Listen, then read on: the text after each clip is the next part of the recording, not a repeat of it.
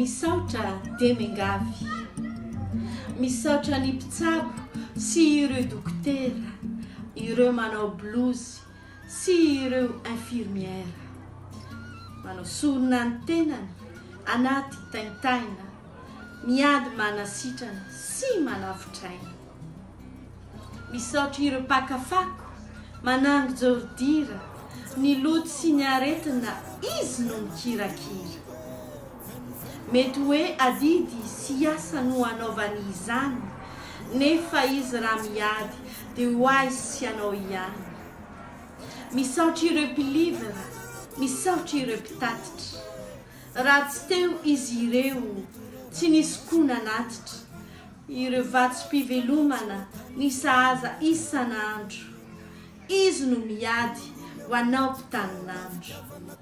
Misaotra ireo mpanjara sy ireo rehetra mivarotra, miasa mafy manoloana ity ady tena sarotra. Raha tsy teo ianareo miarapaka ho foana, izay tsy maty ny aretina angamba ho fatinona. Misaotra ireo mpiaro, mitandro filaminana, mampandry fahalemana ity tanànam-pahanginana. Mandao fianakaviana, zanaka sy vady, miaramila voalohany eo am-bavahady. Misaotra ireo rehetra mpifanoltanana, tsy misy fanavahana na avana na namana. Ireo olona tsy fantatra manampy amin'ny fo, satria samy olombelona ka mahay mifanasoa.